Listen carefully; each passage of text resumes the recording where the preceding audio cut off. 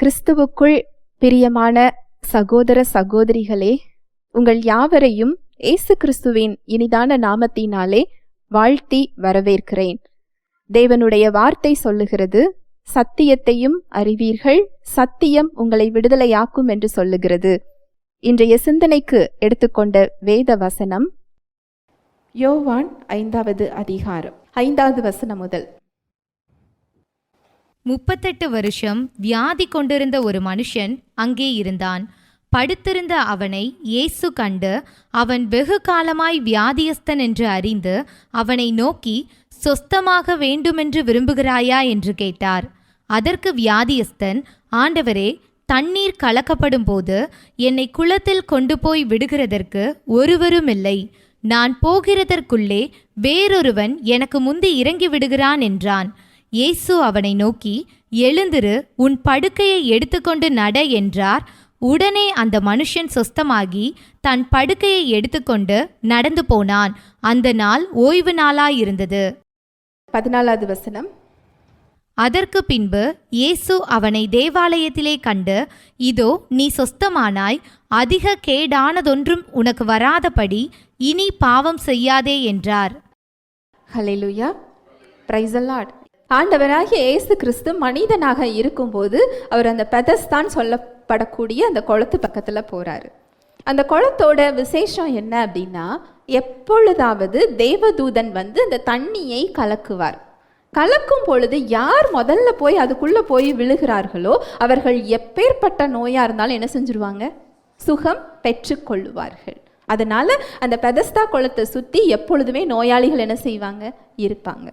அந்த இடத்துக்கு ஆண்டவராகிய இயேசு கிறிஸ்து செல்கிறார். அங்கே ஒரு வியாதியுள்ள ஒரு மனுஷன், 38 வருஷமாக வியாதியுள்ள மனுஷன் என்ன செய்திருக்கிறார், படுத்திருக்கிறார். அவரை பார்த்து ஆண்டவராகிய இயேசு கிறிஸ்து ஒரு கேள்வி கேட்கிறார். பாருங்க, என்ன கேட்குறாரு, நீ சொஸ்தமாக வேண்டும் என்று விரும்புகிறாயா? அந்த மனுஷன் எதுக்காக அங்கே படுத்திருக்க முடியும்? சுகம் வேண்டும் தான் என்ன செய்யணும், படுத்திருந்திருக்கணும். அவர்கிட்ட ஏன் அப்படி ஒரு கேள்வி அவர் கேட்குறார்? ஏன் அப்படின்னு சொன்னால், இந்த சுகம், நம்ம சரீரத்தில் நோய் இருக்கலாம், ஒரு பிரச்சனை இருக்கலாம், ஒரு கட்டுகளுக்குள்ளே நீங்கள் நிற்கலாம்.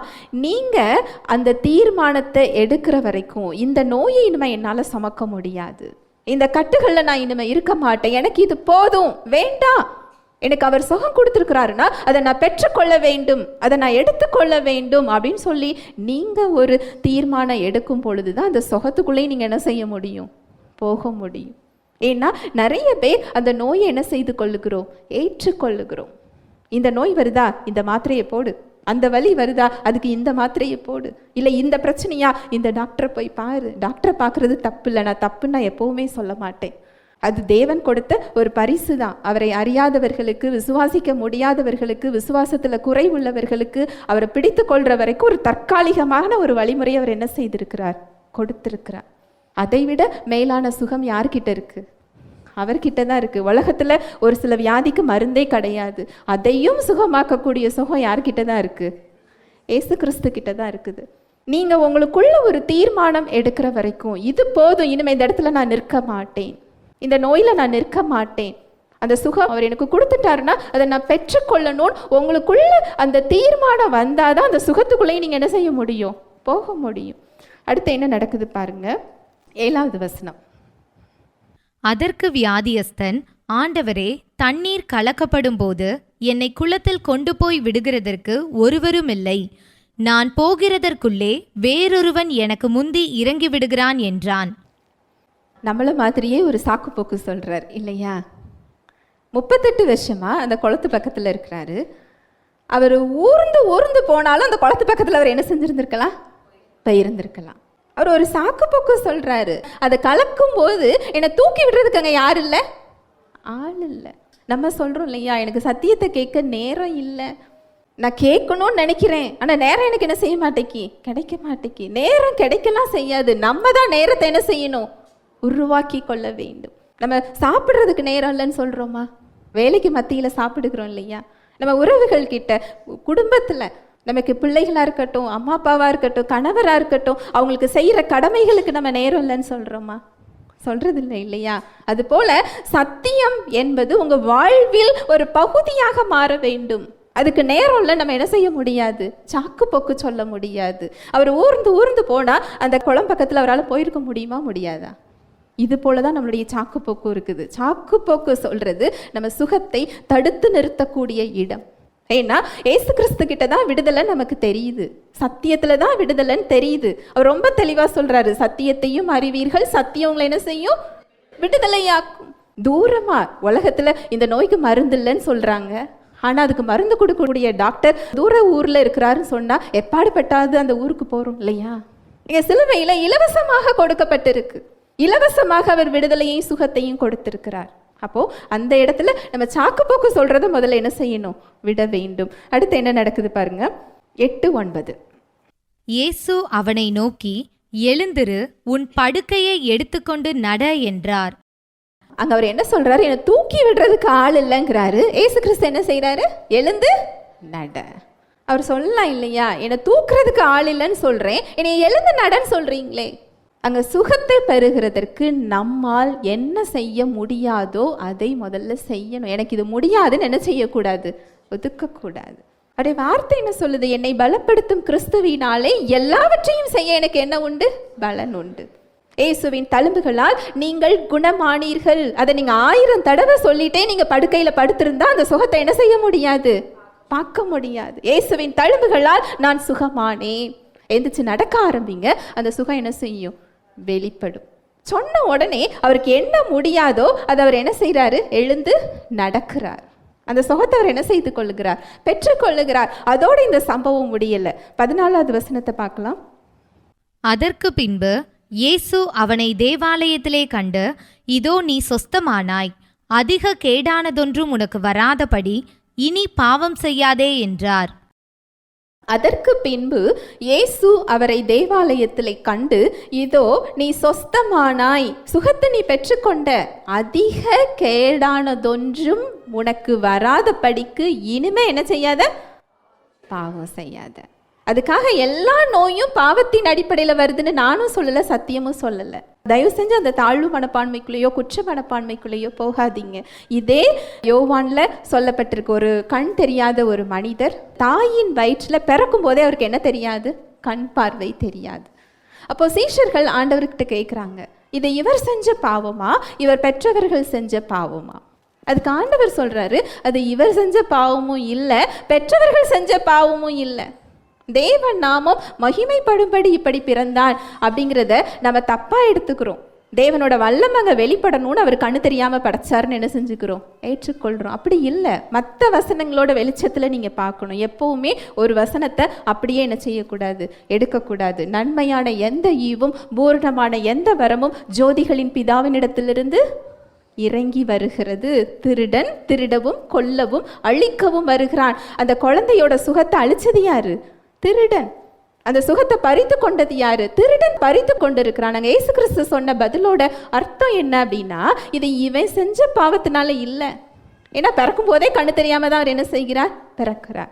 பெற்றோர்கள் செஞ்ச பாவத்தினாலையும் இல்லை. நம்ம முதல்ல பார்த்தோம் இல்லையா, பொதுவான பாவம். இந்த உலகத்துல பாவம் என்ன செய்யுது, இருக்குது. உலகத்துல நோய் இருக்குது, உலகத்துல மரணம் இருக்குது. ஆனா திருடன் என்ன காரணத்துக்காக அதை கொடுத்திருந்தாலும் அது தேவன் நன்மைக்கு ஏதுவாக அதில் மாற்றுவார்னு சொல்லி அந்த அர்த்தத்தில் தான் இயேசு கிறிஸ்து என்ன செய்கிறார், அதை சொல்கிறார். தேவனுடைய நாமம் அதில் என்ன செய்யப்பட போகுது, மகிமைப்பட போகிறது. அப்போ இந்த சம்பவத்தில் என்ன சொல்லப்பட்டிருக்கு பாருங்க, 14வது வசனம் மறுபடி வாசிக்கலாம். அதற்கு பின்பு இயேசு அவனை தேவாலயத்திலே கண்டு, இதோ நீ சொஸ்தமானாய், அதிக கேடானதொன்றும் உனக்கு வராதபடி இனி பாவம் செய்யாதே என்றார்.